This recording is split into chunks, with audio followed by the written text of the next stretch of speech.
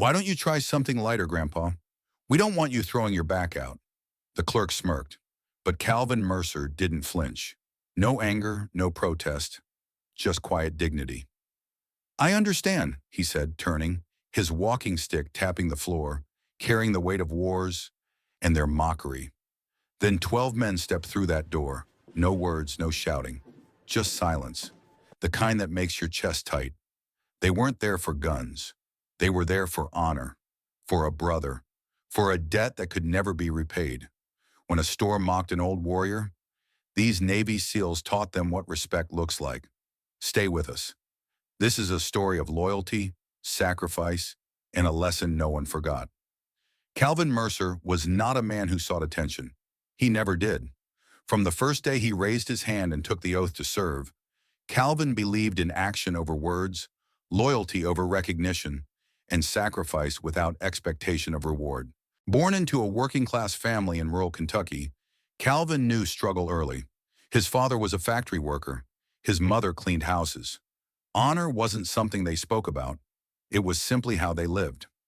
That same quiet sense of duty would carry Calvin through 3 wars, countless battles, and decades of service that left deep marks on both his body and his soul. Calvin wasn't just a soldier.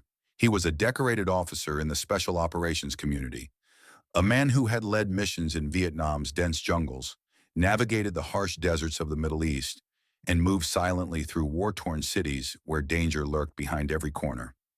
He earned 2 Bronze Stars, a Silver Star he never mentioned, and 3 Purple Hearts that spoke of wounds that had healed on the outside but left scars within. His brothers in arms spoke of him in hushed tones, with a respect that went beyond rank. Calvin was the man who would carry you out if you fell, no matter the cost to himself. He was the one who stayed calm when chaos erupted, who saw the mission through even when the odds were impossible. But wars end, missions conclude, and soldiers come home. What no one prepares these warriors for is what comes next: the silence. The kind of silence that fills the spaces where once there had been camaraderie, purpose, and meaning. Calvin Mercer, the man who had led men through hell and back, now found himself facing the quiet battles of old age. His hair had grayed, his back had bent, and a cane replaced the rifle he once carried. But what pained him more than the physical toll of service was the sense of invisibility that crept in with each passing year. In the busy streets of the towns he once fought for, Calvin became just another old man. People saw the walking stick before they saw the man. They saw the wrinkles before they saw the decades of sacrifice etched into his face. The same society that celebrated him on holidays and in parades seemed to look past him on ordinary days. The clerks who called him Grandpa didn't see the warrior who once kept their freedom safe. The kids who chuckled at his slow gait didn't know the price he'd paid so they could laugh so freely. And this is where the deeper tragedy lies. Calvin Mercer's story is not unique. It is the story of thousands of quiet heroes in modern America. Men and women who gave the best years of their lives so that others could live theirs in peace. Veterans who fade into the background of our communities, unseen and unacknowledged, until someone reminds us who they really are. Walk into any small-town diner, hardware store, or quiet park, and you'll find them. The man in the corner booth with a faded military cap. The woman who stands a little straighter than most, even with age. The neighbor who waves but rarely speaks of where they've been. These are the silent giants among us. Warriors who deserve more than a quick nod on Veterans Day or a thank you for your service recited out of habit. Calvin Mercer didn't need praise, but like all those who served, he deserved respect. And when that respect was denied, as it was that day at the gun store, what happened next wasn't just about him. It was about reminding all of us what loyalty looks like, what sacrifice means, and why some debts, the ones paid in courage, blood, and unwavering honor, can never truly be repaid. The morning sun had barely cleared the rooftops when Calvin Mercer stepped out of his modest apartment. The air carried the weight of late summer, thick, heavy, the kind that clung to your skin and made every breath feel earned. Calvin paused for a moment at the edge of the sidewalk, leaning slightly on his well-worn cane.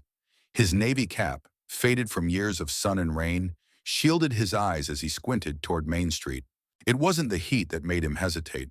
It was the weight of the memories that always accompanied these small journeys. Every step toward the gun store felt like a march through time. The tap of his cane against the cracked pavement echoed the cadence of boots from years long gone. As he walked, Calvin's mind wandered, not out of distraction, but because the past was never far behind him. The jungles of Vietnam, the dust of Iraq, the narrow alleys of forgotten battlefields. They lived in his bones as surely as the ache in his hip, a gift from a mission that no one outside his team would ever know about. The gun store sat between a subway and a tire shop, its storefront plastered with flags, stickers, and bold promises of supporting our troops. Calvin studied it for a long moment before stepping inside. The flags were bright, the stickers crisp, but they felt like decorations rather than devotion. A kind of patriotism for show, the kind you could buy at checkout or slap on a bumper, the kind that cost nothing real. Inside, the air conditioning hit him hard. Artificial, cold, the opposite of the warmth the flags outside tried to promise. The store smelled of gun oil, plastic packaging, and polished displays. Rifles and handguns lined the walls like museum pieces, some modern, some replicas of the weapons Calvin had carried in places where the wrong decision meant death. To Calvin, guns weren't toys, weren't collector's items, weren't status symbols. They were tool and sometimes burdens. But here, under the fluorescent lights and sales signs, they were packaged dreams, fantasies for weekend warriors. The culture of guns in America had changed.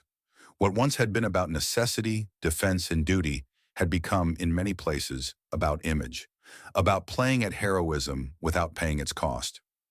Behind the counter leaned two men, Tyler, young, barely more than a boy, really, with the casual arrogance of someone who hadn't yet been tested by life.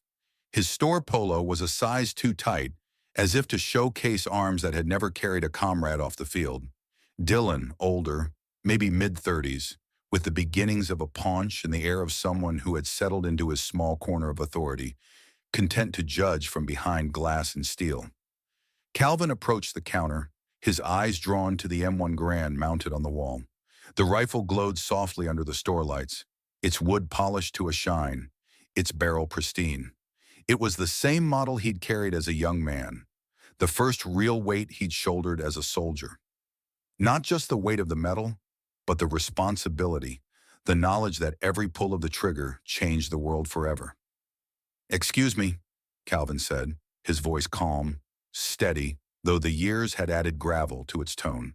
"Could I take a look at that Garand?"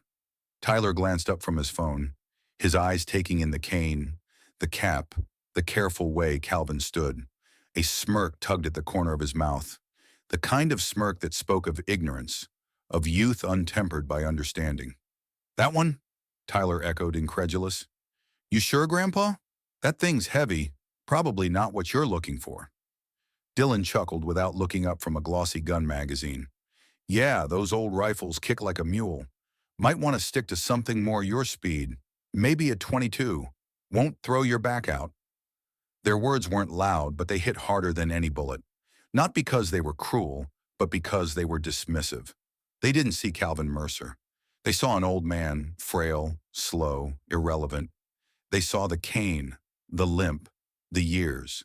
But not the man who had carried that weight, who had earned every scar. Calvin could have corrected them, could have listed the medals, the missions, the friends he'd buried. But what would have been the point? So he did what men like him had always done. He let dignity speak louder than pride. "I understand," Calvin said simply. He tipped his head in polite acknowledgement. "Thank you for your time." The tap of his cane as he turned echoed in the quiet store, louder than it should have been, a slow, steady reminder that some men don't need to shout to command respect. The two clerks didn't watch him leave. Tyler was already back on his phone. Dylan flipped to the next page of his magazine, the moment already forgotten to them, but not to Calvin, and not to the silent witness. A woman near the ammunition shelf, who saw everything, who understood what they didn't, who knew that some debts of honor don't just belong to the man, they belong to us all. Outside, the store's display of flags fluttered slightly in the breeze. Calvin paused at the door, feeling the sun on his face, feeling the ache in his hip, feeling the familiar loneliness of a warrior in a world that had moved on. The walk back to his truck felt heavier than before, not from age, but from the weight of what had just transpired. And somewhere inside him, Calvin knew this wasn't over. Not today. The gun shop's morning business carried on as if nothing had happened. Tyler returned to scrolling his phone, chuckling at videos that seemed urgent in his small world. Dylan leaned back against the counter, magazine resting on his chest, his mind already drifting to lunch plans and the clock slowly ticking toward the end of another shift. The air conditioning hummed, and the flags outside the shop continued to flutter lazily in the breeze. To them, the old man who had shuffled out moments earlier was already forgotten. Just another customer who didn't matter. Just another day. But across town, in places where real brotherhood still meant something, a different story was unfolding. Commander Paul Grady was pouring a second cup of black coffee when his phone buzzed. The voice on the other end was quiet, urgent, and familiar. A teammate's daughter who had been at the shop. She spoke few words. She didn't have to say much. Paul understood before she finished. Calvin Mercer had been disrespected, mocked, dismissed like he was nothing. Paul's expression hardened, though his voice stayed steady. Where? Within minutes, the call went out. 12 men. No hesitation. No need for explanation. Because when a brother's dignity is attacked, you don't ask questions. You show up. They came in black SUVs, their arrival unnoticed at first by the store's clerks, too absorbed in their trivialities. The vehicles rolled to a stop with the smooth precision of men who had spent decades learning how to move as one. No horns, no screeching tires. Just the quiet efficiency of warriors who knew that real power doesn't announce itself with noise. When the doors opened, the heat of the day seemed to pause. 12 men stepped out, older now, but unmistakable in bearing. Their faces lined, their hair streaked with gray, but their eyes still sharp. Some wore jeans and work boots, others cargo pants and plain shirts. No uniforms. They didn't need them. The way they moved together, the way they held themselves, the way they scanned the surroundings. It said everything. At their head was Commander Paul Grady, broad-shouldered, his stride steady and measured.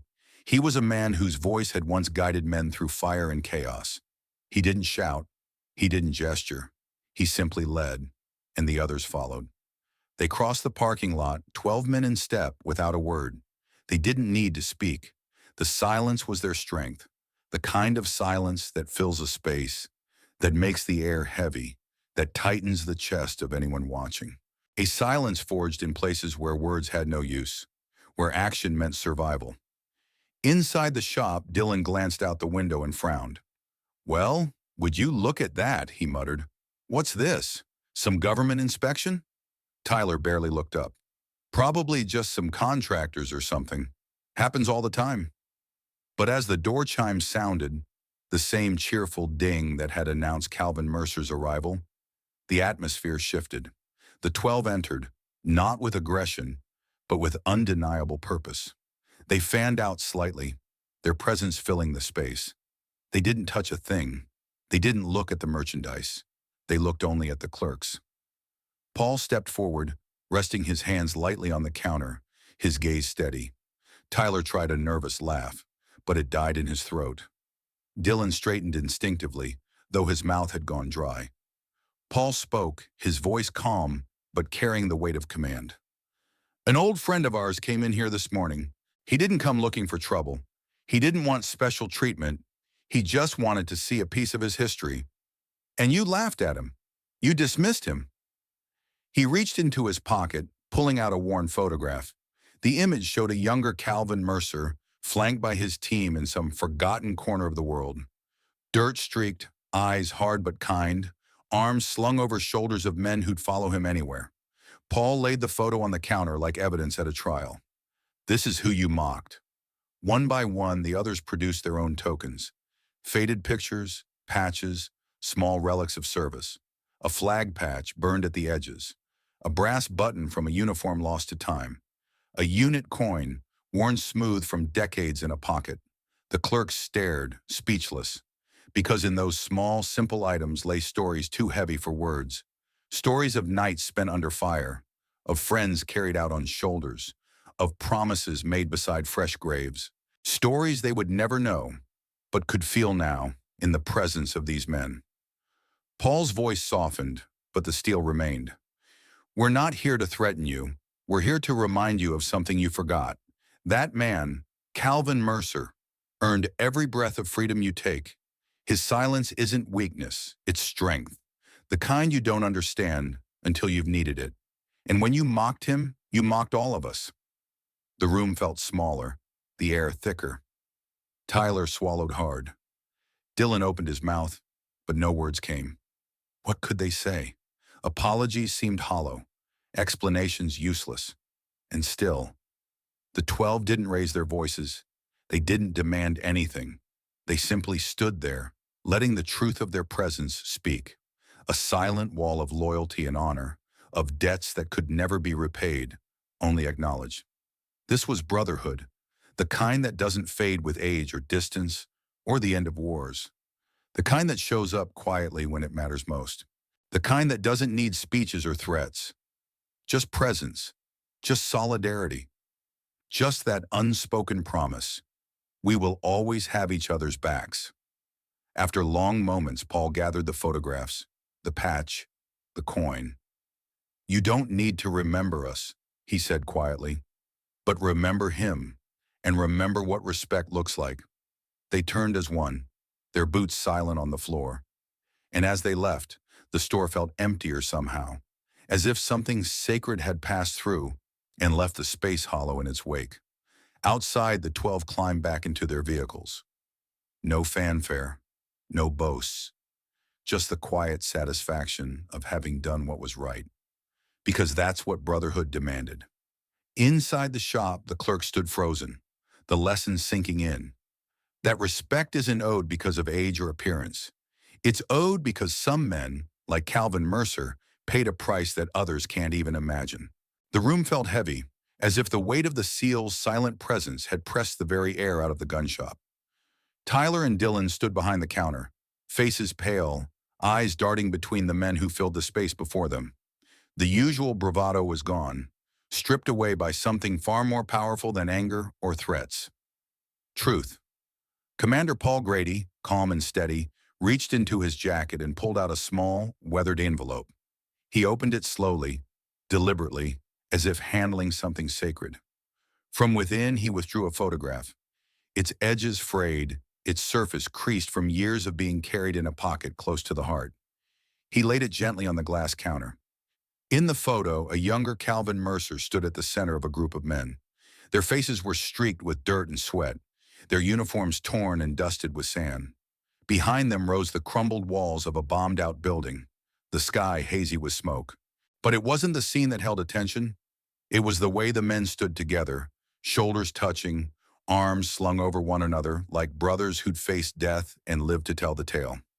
Calvin, even then, had the same steady gaze, the look of a man who carried responsibility not as a burden, but as a promise. Paul's voice broke the silence, low but clear. This was Fallujah. We lost 2 that day. Calvin carried one of them out on his back, under fire, half a mile to the medevac. The other, he stayed with him until the end. One by one, the SEALs stepped forward. Each produced an artifact, small, simple, but loaded with meaning. A scorched flag patch, edges blackened. A unit coin, smooth from decades of being rubbed between nervous fingers. A dog tag, bent from the impact that ended a young life. And more photographs. Calvin helping to pull civilians from a collapsed building after an earthquake. Calvin teaching a young recruit to clear a room properly, his hand steady on the boy's shoulder. Calvin, arms outstretched, helping a wounded comrade into a helicopter as bullets tore the air around them. The counter became an altar of memory, of sacrifice, of stories never told to strangers, until now. Tyler stared down at the images, his hands trembling slightly. Dylan swallowed hard, the earlier smirk gone from his face, replaced by something that looked a lot like shame. Paul let the weight of those moments settle before he spoke again. You saw an old man with a cane. We see the man who kept us alive, The man who showed us what courage looks like when it costs everything. The younger SEALs nodded, their faces solemn. They didn't need to add to Paul's words. The photographs spoke louder than anything they could say. Because those images, those frozen moments of grit and grace, were proof that Calvin Mercer had lived his life in service to others. Proof that respect wasn't something he demanded. It was something he'd earned 1,000 times over. Tyler's voice, when it finally came, was soft, hesitant. "We didn't know," he whispered, eyes still fixed on a photo of Calvin hoisting a wounded soldier over his shoulder. "We just didn't know." Dylan nodded, his own voice tight. "It's true, we saw the cane, the limp. We didn't look past it." Paul's gaze softened slightly, but his tone stayed firm. "That's the problem. You didn't care to look, and you're not the only ones. Too many people forget that these men walk among us every day. They don't ask for recognition, but they deserve your respect." There was a deep truth in Paul's words, a truth that echoed beyond the walls of that small shop. The artifacts on the counter weren't just mementos. They were living history. Each one held the weight of lives touched, saved, or honored. Each was a thread in the fabric of brotherhood that Calvin had helped weave through decades of service. And that was the heart of it. Memories like these weren't meant to be hidden away in old albums or left to fade in forgotten drawers. They were meant to be shared, not for glory, but to remind us all what sacrifice really looks like. To remind us that courage doesn't always come with a headline or a medal ceremony. Sometimes it walks into a shop quietly, on a cane, wearing a faded cap. And if we don't look closely, we miss it. The SEALs began gathering their items, handling each piece with reverence. Paul left one photo behind. Calvin, young and unbowed, standing with his team beneath a torn flag. He placed it in a small stand beside the M1 Garand on the wall. "This stays here," he said. "So maybe the next time a man like Calvin walks through that door, he won't have to remind anyone who he is." Tyler and Dylan nodded, both silent, both changed. The lesson had been delivered, not with raised voices or threats, but with truth, with memory, with the quiet strength of men who understood what loyalty really meant. And as the SEALs turned to leave, the store felt different. As if the walls themselves had absorbed the weight of what had just happened. As if the echoes of Calvin Mercer's unseen battles had finally found a place to be honored.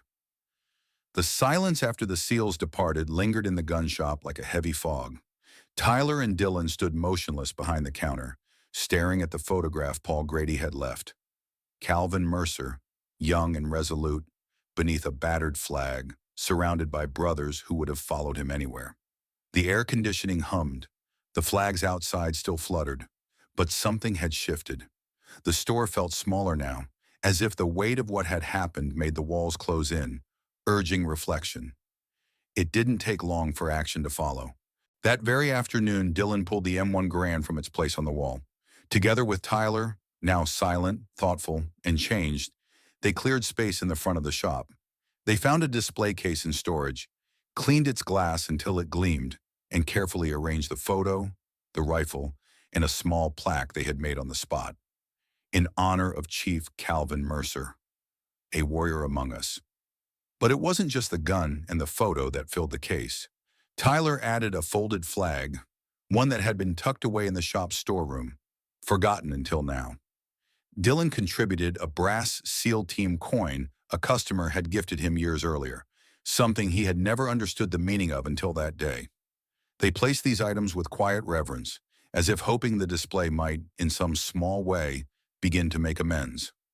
Word of what had happened spread quickly, faster than either clerk expected. A customer snapped a photo of the new display and posted it online with the caption, "Respect, finally." The post went viral in the small town's social media circles and soon beyond. Veterans began stopping by. At first 1 or 2, then in steady numbers. An old Marine from the Korean War came in, stood silently at the case for nearly 10 minutes, and left without a word, his eyes misty. A younger Army sergeant, home from his second deployment, saluted the display before he left the shop. Other businesses took notice. The barber down the street put up a sign, "Veterans, no charge for your first cut. Thank you for your service." The local diner dedicated a corner booth with a small flag and a sign that simply read, "Reserved for those who served." Even the hardware store started offering discounts for veterans, not because of policy, but because respect had suddenly become contagious. And what started small grew larger. At the next town council meeting, a motion was raised to restore and rededicate the neglected Veterans Memorial in the town square. Funds were pledged. Volunteers signed up. What had begun with 12 men standing silently in a gun shop became a wave of acknowledgement that rippled outward, touching lives that had, for too long, gone unseen. Paul Grady would later say that none of them had planned it that way. They hadn't gathered that morning to change a town or start a movement. They had come for one reason, to stand for a brother. But sometimes standing for one man reminds a community to stand for all. And here lies the deeper truth, the one that Tyler, Dylan, and so many others came to understand. It doesn't take grand gestures or national headlines to honor those who served. Sometimes it takes something as small as a photograph in a display case, a kind word, a willingness to look past the cane and the gray hair and see the warrior who still stands tall inside. The display in the gun shop didn't just honor Calvin Mercer. It reminded everyone who saw it that heroes don't stop being heroes when the battles end. And respect, real respect, is shown not with slogans or stickers, but with actions, with humility, with the courage to say, "We see you, we remember, we thank you." The story of Calvin Mercer reminds us that true heroism often walks quietly among us, unnoticed in the rush of daily life.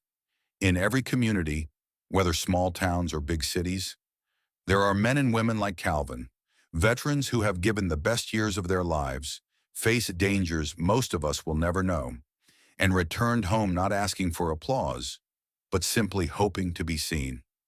And yet too often, we fail to see them. We look past the man with the cane, the woman with the quiet eyes, the neighbor who keeps to himself. We forget that behind those gray hairs or lined faces may be someone who once stood between danger and our safety. The lesson here is simple but profound. Respect isn't about a uniform or a holiday speech. It's about recognizing the quiet giants who shape the freedoms we enjoy. So how do we honor them? Really honor them? It starts small. Listen when they speak. Offer your seat, your time, your thanks. Not out of obligation, but from the heart. Support local veteran programs. Volunteer at a VA hospital. Donate to organizations that provide real help, not just slogans. And most of all, teach your children that courage doesn't always look like a movie hero. Sometimes it looks like an old man at the corner table, quietly remembering those who didn't make it home. Today, many veterans face challenges we can't see. Injuries that linger, memories that haunt, struggles to find purpose in civilian life. They shouldn't have to fight for dignity at home after fighting for our country abroad. That's where we as a community come in. So now I turn this story over to you. Who are the quiet heroes in your life? Maybe it's a grandfather who never spoke of his service, a neighbor who always shows up when help is needed, a friend who wears no medals but carries heavy memories. Share their story in the comments below. Let's fill this space with reminders of the heroes who walk beside us. If this story of loyalty and quiet courage moved you, help us spread it. Like this video, share it with someone who needs to hear it. Subscribe to our channel, where we honor those who serve, not just with words, but with the respect they've earned. Together, we can ensure that no veteran, no quiet hero ever feels invisible again. Thank you for watching. We'll see you in the next story.